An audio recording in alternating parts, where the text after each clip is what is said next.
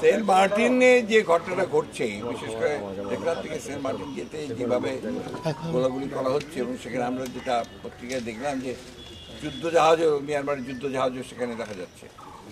এটা বাংলাদেশের সার্বভৌমত্বের পরে একটা প্রচণ্ড রকম হুমকি। এবং দুর্ভাগ্যের কথা হচ্ছে যে বর্তমানে যে একটা অনির্বাচিত সরকার আছে, দখলদারি সরকার জোর করে দখল করে বসে আছে, এদের কাছে সার্বভৌমত্ব ব্যাপারটা কোনো রকমেই কোনো প্রভাব বিস্তার করছে না। একটা ভিন্ন দেশ থেকে আমার যে পথ, যেটা আন্তর্জাতিকভাবে স্বীকৃত যে পথ, সেই পথে আমার সেই সমুদ্রের সীমা, সেখানে আমি যাতায়াত করতে পারছি না, ওখানে সেখানে গোলাগুলি করে যাতায়াত বন্ধ করে দিচ্ছে। অথচ সরকার এখন পর্যন্ত একটা যে স্টেটমেন্ট, সিরিয়াস স্টেটমেন্ট, আমি condemning the incident of Myanmar, সেটা পর্যন্ত তারা করে নাই।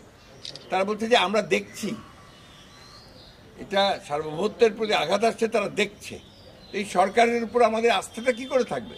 এখন জন্ম সনদ দিয়ে খোলো বিকাশ স্টুডেন্ট অ্যাকাউন্ট। নিজের বিকাশ নিজে কর।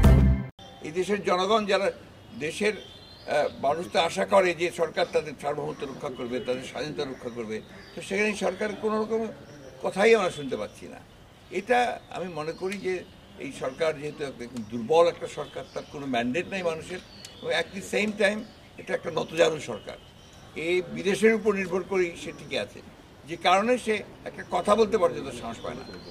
মিয়ানমার থেকে গুলি হচ্ছে, আবার মারাও গেছিল, অথচ দেখা যাচ্ছে সে কোনো কথা বলে না।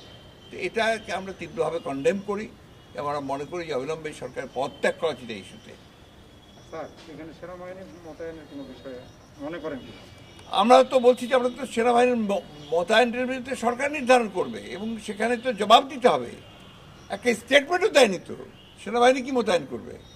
একটা স্টেটমেন্ট দেওয়া, কন্ডেম করা, একটা আন্তর্জাতিক বিশ্বের কাছে তুলে ধরা যে দে আর ভায়োলেটিং দি ইন্টারন্যাশনাল রুলস, আমার বাউন্ডারি নষ্ট করে দিচ্ছে, আঘাত করছে, তো সেটা তারা কিছুই তো বলে না এখন পর্যন্ত। সেনাবাহিনী মোতায়েন তো অনেক পরে আসবে।